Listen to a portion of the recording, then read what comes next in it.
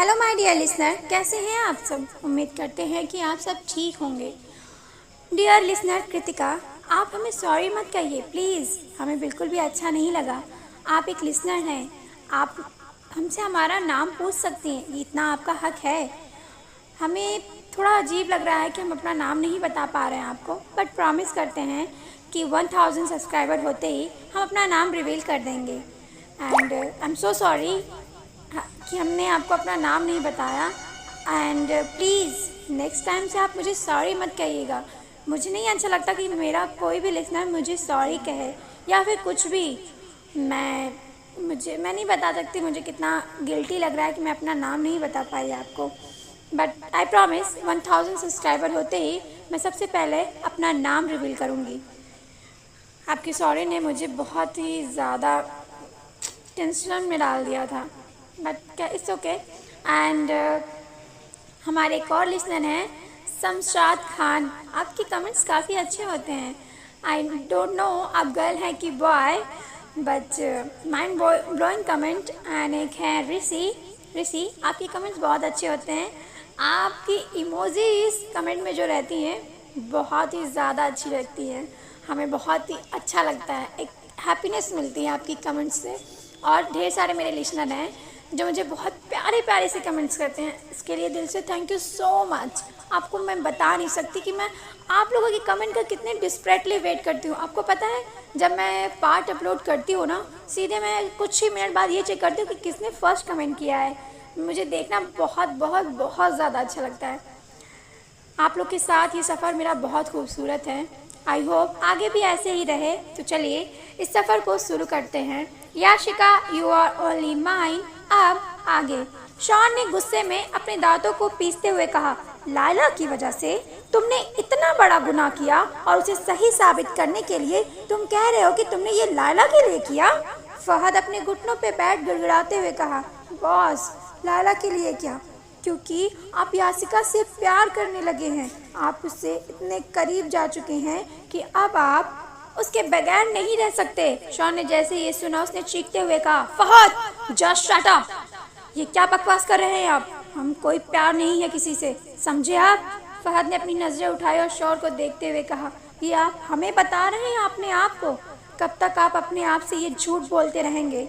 आपको याशिका से प्यार नहीं है, आप याशिका से प्यार करने लगे हैं। उसे दर्द में देखकर आपको दर्द होता है, उसकी मायूसी से आपको फर्क पड़ने लगा है। किसी और मर्द को आप उसके करीब टॉलरेट नहीं कर सकते और आप फिर भी कह रहे हैं कि आपको याशिका से प्यार नहीं है।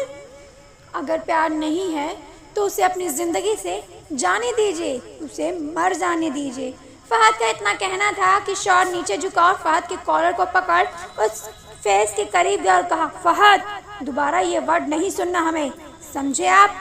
फहद ने स्माइल किया और कहा, बॉस आप प्यार नहीं करते लेकिन उसकी ज़िंदगी चाहते हैं, आप उसे अपने पास रखना चाहते हैं। आपको पता है हम ये बात उसी वक्त रियलाइज़ हो गई जब याशिका गायब हुई और आप उसके लिए पागल हो चुके थे। वो पागलपन आपका बदले के लिए नहीं था, वो आपके दिल की तड़प थी याशिका को लेकर। आप याशिका से प्यार करते हैं और जब लायला को होश आया आपके फेस पर वो खुशी नहीं थी, आप याशिका की फिक्र थी। और मैं नहीं चाहता जब मेरी गुड़िया उठे तो उसके सामने उसका प्यार किसी और के बाहों में हो। मैं नहीं चाहता कि जब गुड़िया को होश आए तो याशिका आपकी बीवी की तरह उससे मिले। मैं उसे एक बार फिर दर्द में नहीं देखना चाहता, इसलिए मैंने ये किया और मुझे इस बात का कोई अफसोस नहीं। अगर अफसोस है तो इस बात का कि याशिका जिंदा है। इससे पहले फहद कुछ और कहता, एक जोरदार पंच फहद के गालों पर पड़ा और फहद दूर जा गिरा। शौन ने चीखते हुए कहा, फहद दूर रहो, याशिका से अगर तुम्हारी वजह से उसे एक खरोच भी आई तो मैं तुम्हें जिंदा गाड़ दूंगा। उसके करीब जाने से पहले ये जरूर सोचना कि अंडरवर्ल्ड किंग की क्वीन है वो, तुम्हारे बॉस की बीवी है वो। फहद ने हंसते हुए कहा, बीवी? बॉस जिससे आपने सिर्फ 3 फेरे लिए उससे आप शादी कह रहे हैं, बीवी मान चुके हैं और आप अब भी यही कह रहे हैं कि आप याशिका से प्यार नहीं करते। अगर ये प्यार नहीं है तो क्या है? आप सोचिए ना, क्या जो फीलिंग अब आप फील कर रहे हैं वो इससे पहले कभी हुई है? मैंने तो आपको कभी भी लायला के लिए इस तरह पागल होते हुए नहीं देखा बॉस।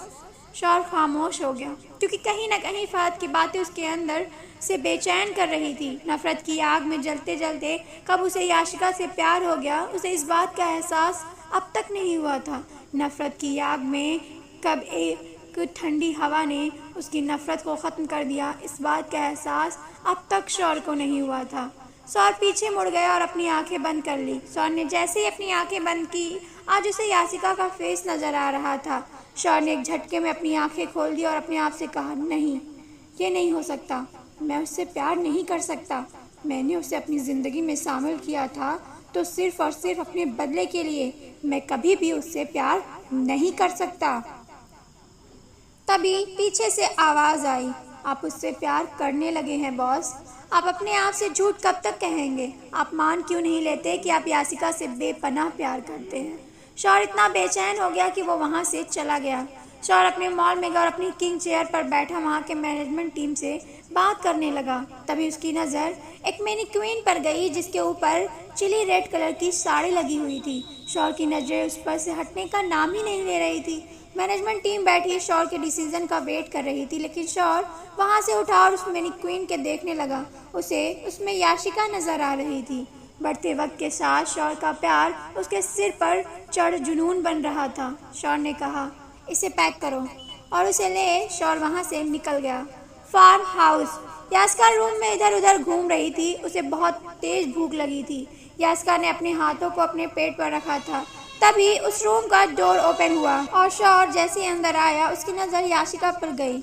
याशिका अब भी शौर की शर्ट को पहने हुए थी। शौर को देख याशिका की कदम रुक गए। शौर ने याशिका को देखते हुए कहा, क्या हुआ? तुम इस तरह क्यों खड़ी हो? कुछ चाहिए? याशिका ने धीरे से कहा, हमें भूख लगी है।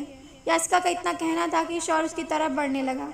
शौर को अपनी तरफ बढ़ता देख याशिका के कदम पीछे जाने लगे और याशिका की दीवार से टकरा गई। शौर उसके सामने खड़ा हो गया और उसे देखते हुए कहा, मैंने कितनी बार तुमसे कहा है कि शौर से दूर जाने की कोशिश मत किया करो। याशिका को डर लग रहा था। शौर ने अपने हाथों में लिए हुए पैकेट को याशिका को देते हुए कहा, जाओ पहन के आओ, मैं तुम्हें इसमें देखना चाहता हूँ। याशिका बिना पल के झपकाए बस शौर को देख रही थी। याशिका के इस तरह देखने से शौर ने इविल स्माइल की और कहा, मैं जानता हूँ मैं बहुत हैंडसम हूँ, लेकिन इसका ये मतलब नहीं है कि तुम मुझे इस तरह घूरोगी। शौर की बातों से याशिका झेप गई और अपनी नज़रें झुका लिया। याशिका जैसे ही जाने को हुई, शौर ने उसकी कलाई पकड़ ली और उसे अपनी तरफ खींचा, जिससे याशिका का बैलेंस बिगड़ गया और वो शौर के सीने से जा लगी। शौर ने याशिका के कमर पर अपना हाथों को रखा और उसे थोड़ा सा ऊपर उठाया और हल्का सा झुकते हुए अपने लिप्स को याशिका के कॉलर बोन पर रख दिया और उसे बहुत प्यार से शक करने लगा। शौर का बदलता बिहेवियर को देख याशिका शॉक थी। याशिका ने धीरे से कहा, मुझे भूख लगी है। याशिका की आवाज़ सुन शौर याशिका के सामने आया और कहा, तुम्हें साड़ी पहनना नहीं आता और फिर तुम्हारे हाथों में गोली लगी है। जाओ अंदर का पहन के आओ, मैं तुम्हें साड़ी पहनाऊंगा। कुछ देर बाद याशिका जैसे ही पेटीकोट और ब्लाउज पहने हुए अपने हाथों को अपने चेस्ट पर रखे हुए बाहर आई। शौर की नज़रें, उसका दिल उसके साथ बगावत कर रहा था। उस रेड चिली ब्लाउज में याशिका की दूध जैसी बॉडी ऐसी लग रही थी जैसे शिमला के बर्फ में किसी ने गुलाब की पंखुड़ियाँ बिछा दी हो। शौर ने याशिका को साड़ी पहनाई और जैसे उसके सामने खड़ा हुआ वो बिना पल के झपकाए बस याशिका को देख रहा था। याशिका बला की खूबसूरत लग रही थी। शौर ने याशिका के हाथों पर रेड वेलवेट लिपस्टिक को लगाया और मिरर के सामने उसे खड़ा किया और खुद उसके पीछे खड़े हो मिरर में देखने लगा। ऐसा लग रहा था जैसे हेवन से कोई एंजल ज़मीन पर आ गई है। शौर याशिका की खूबसूरती को देख बेकाबू सा हो रहा था। अपनी बॉडी में हो रही हलचल को शौर छुपाना चाहता था, लेकिन उसकी सारी कोशिशें नाकाम थी। शौर ने अपने हाथों को याशिका के पेट पर रखा और उसके बैग को अपने चेस्ट से चिपकाए हुए अपनी चिन को उसके शोल्डर पर रखते हुए कहा, अपनी आंखें बंद करो। याशिका को गुस्सा आ रहा था। उसे आड़ा जी की बातें याद आ रही थी। एक रखैल। शौर जितनी बार याशिका को टच करता उसे ऐसा लगता कि शौर उसे उसी तरह टच कर रहा है जैसे कोई अपने मिस्ट्रेस को टच करता है। उसे अपने आप से अब घिन आ रही थी। उसे गुस्सा आ रहा था। याशिका ने अपनी आंखें बंद कर ली और अपनी मुट्ठी कस ली। शौर ने अपने पॉकेट से एक बॉक्स निकाला और उसे ओपन कर उसमें एक बहुत ही छोटा सा लेकिन बेहद अट्रैक्टिव प्लेटिनम की प्यारी सी चेन निकाल याशिका के सुरही जैसे गले में पहनाने लगा। याशिका अपनी आंखें बंद किए हुए अपने गुस्से को अपने अंदर मार रही थी। शौर के टच से उसे ऐसा लग रहा था जैसे उसकी बॉडी पे अंगारे रखे जा रहे हैं। शौर याशिका के बैग को बहुत ही ध्यान से मिरर में देख रहा था। उसका नेक बहुत ही ज़्यादा अट्रैक्टिव और प्रिटी लग रहा था। शौर ने याशिका के कॉलर बोन पर अपने होठों को रखा और उसे किस करते हुए उसके कॉलर बोन पर अपने दांतों को धंसा।